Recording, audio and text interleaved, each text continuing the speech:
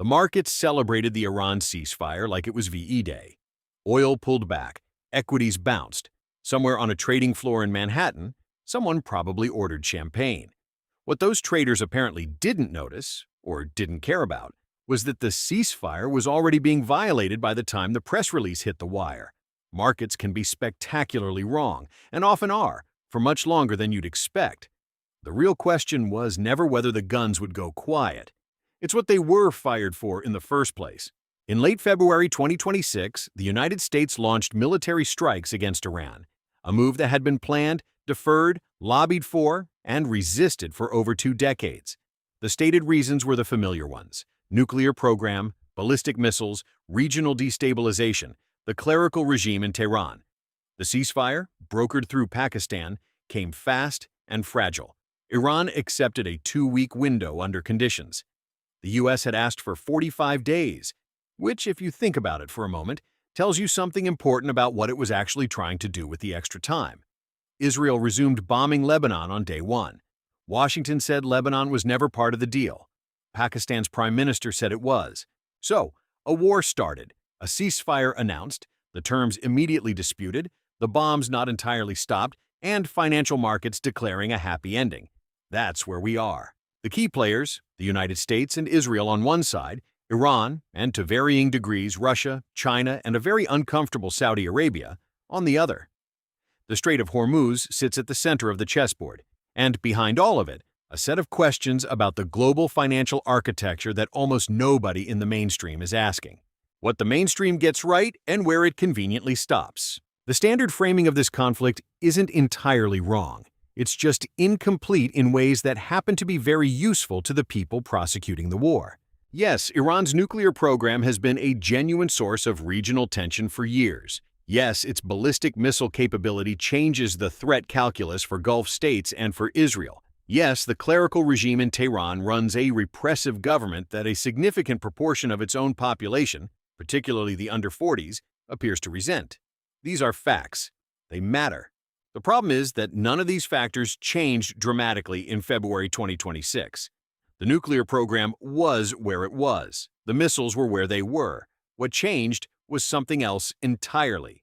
General Wesley Clark, back in 2007, described a Pentagon memo listing 7 countries to be regime changed in 5 years, from 2001: Iraq, Syria, Libya, Lebanon, Somalia, Sudan, Iran. Every other country on that list has been attacked. Iran was always last, not because it was less important to the agenda, because everyone who looked at it seriously concluded it would be catastrophic. In 2019, Trump himself was pressed hard to go to war with Iran and declined. Reports from people close to that administration, Colonel Douglas Macgregor among them, suggest this wasn't just cold feet. Trump genuinely wanted to extract U.S. forces from the region, bring troops home from Syria and Iraq and Afghanistan, stop subsidizing a global military empire that was, from any rational national interest perspective, bleeding America dry. He turned down the war in 2019 because the intelligence picture was clear. Attacking Iran would be, in the words no one official would use in public, a catastrophic mistake. So when he went ahead on February 28th, the question isn't whether the stated pretexts had some basis. The question is, why now and for whom? Because the pattern is worth noticing. We have seen this film before, repeatedly, in different locations, with different villains. Saddam Hussein was a madman killing his own people.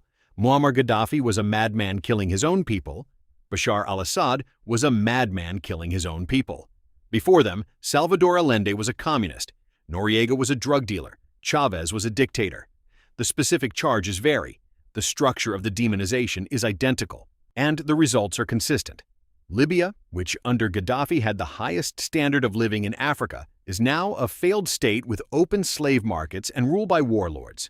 Iraq is a wreck. Syria is now governed by a man who, until very recently, had a $10 million U.S. bounty on his head and is now apparently a respected statesman. Afghanistan saw more than half its children stunted for life by malnutrition during the 20 years of Western occupation ostensibly conducted on behalf of women and girls.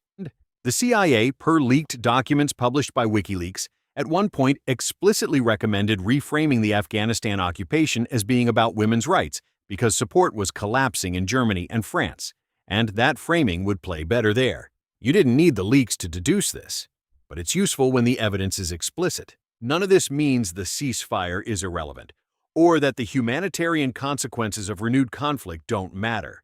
They do, enormously. But treating the official justifications as the actual causes is a bit like reading the menu and thinking you understand the kitchen. The real drivers of this conflict are structural, and they're financial. The conquest of collateral. Why all wars are bankers' wars. Alex Craner, a former hedge fund manager with decades in commodity and currency markets, has a framework for understanding Western military intervention that he calls the conquest of collateral. It's worth working through carefully because it explains a great deal that the democracy and human rights framing cannot. The Western financial system, the dollar-denominated global banking architecture centered in New York and London, has been managing a structural insolvency problem for several decades. Each successive round of quantitative easing, synthetic credit creation, and deficit spending expands the money supply. But every dollar created from nothing dilutes the purchasing power of every dollar already in circulation. The system doesn't generate real wealth. It generates claims on wealth. And for those claims to remain credible over time, they need to be backed by actual productive collateral, real assets, real resources. Iran is estimated to hold roughly $35 trillion in natural resource wealth. By most measures, it is the fifth or sixth wealthiest nation on Earth in terms of what sits under its territory: oil, gas, copper, zinc, coal, rare earths. And it is, critically, not pledged to Western banks. The conquest of collateral logic runs like this. Install a compliant government in Tehran, a new Shah, effectively, and that resource wealth becomes available as backing for the Western financial system. $35 trillion fed into a system that is currently running on fumes and narrative could, in theory, reflate the whole architecture. This is not a new playbook. Libya. Gaddafi was building a pan-African gold-backed currency. Dealt with. Iraq. Saddam switched oil pricing to euros before the invasion. Dealt with. Iran has been trading oil in non-dollar currencies for years. Venezuela has been attempting to do the same. The pattern across all these cases is consistent. Resource-rich states, outside or attempting to exit the Western financial system, targeted in sequence. The Strait of Hormuz, in this context, isn't merely a military choke point. It's a financial one. Roughly 20% of global oil supply passes through it. So does approximately 20% of global natural gas, including Qatar's LNG exports, which are now functionally shut down. The downstream consequences for fertilizer production, and therefore for food supply, will be severe. Famine in large parts of the developing world is, at this point, not a worst-case scenario. It's a likely one. The people who made this decision knew this. The calculation was made anyway. Here's where it gets most revealing. Trump walked into Davos in January 2026 and declared with some explicitness that globalization had failed.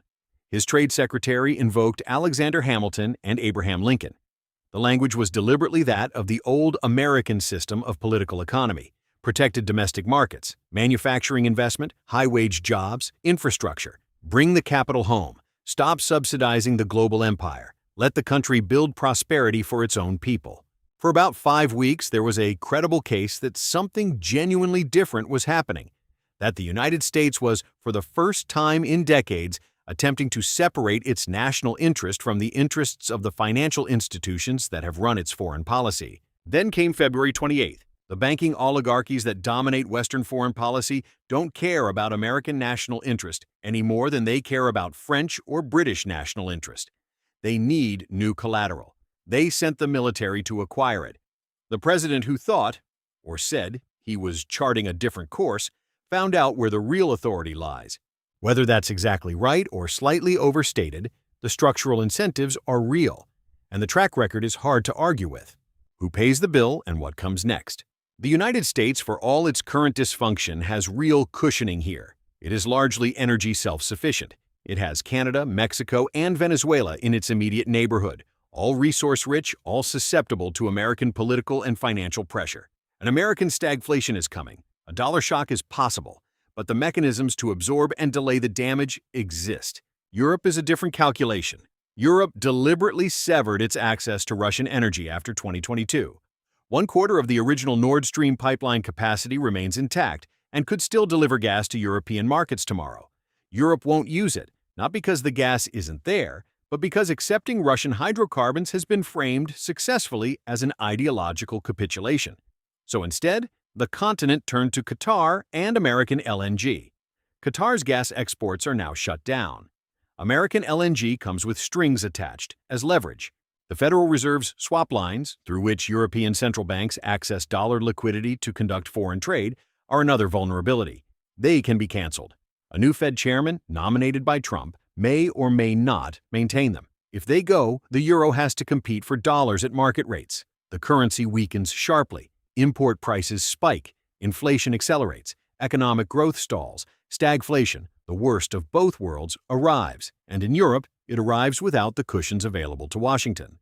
Meanwhile, according to Eurostat data, approximately 35% of European households already have difficulty making ends meet. In some member states, the figure exceeds 2/3. David Betts at Imperial College London, who studies political violence, has argued that European societies are now configured in ways that are explosively conducive to civil unrest. If that assessment is even half right, the policy response from European governments, consciously or not, is predictable. Create an external enemy. Russia is the obvious candidate. The rhetoric from Brussels is already pointing there. Saudi Arabia's position is instructive. It holds reportedly over $1 trillion with the U.S. Federal Reserve. It watched what happened to Russian reserves in 2022. A nuclear-armed state had its assets frozen.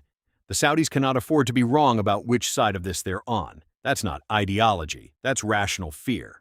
And in the bigger picture, Iran, Russia, and China will eventually be forced, not by choice but by necessity, to push these conflicts to a resolution that produces a new Eurasian security architecture. The North-South International Transport Corridor, connecting Russia through Iran to India, is the physical skeleton of that alternative order.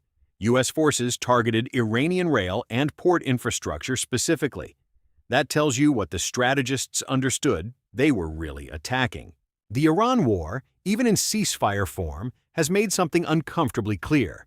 The Western financial system cannot sustain itself without continuous conquest, not because its architects are executing a master plan with villainous precision. More banal than that, because the machine requires feeding and has no other mode of operation. The alarming detail isn't the cynicism of the justifications. Women's rights, democracy, nuclear non-proliferation. We've seen the set dressing before. It gets recycled faster than the countries it's used to destroy. What's alarming is that the strategy has stopped working. Libya is a failed state. Iraq and Syria are ruins. Afghanistan managed 20 years of occupation and produced permanently malnourished children as its principal export. And Iran, unlike any previous target, has actually pushed back hard enough to force a ceasefire on its own terms. The ceasefire will almost certainly be a pause. The structural pressure for renewed conflict hasn't gone anywhere, and the cost of this particular misadventure will be paid disproportionately by European households who can't afford their heating bills and by smallholder farmers in the global south who can't afford fertilizer. That isn't alarmism, it's arithmetic. The ceasefire may hold for 2 weeks or 2 months. The underlying pressures won't. Watch the swap lines between the Fed and European central banks. That's where the next crisis will show itself first. Watch the North-South corridor. Watch what Qatar's gas shutdown does to European storage levels by autumn. The restructuring of the global economy is already underway. It just hasn't put a title card on it yet. If you found this useful, like and subscribe. There's more to come on this. Stay sharp.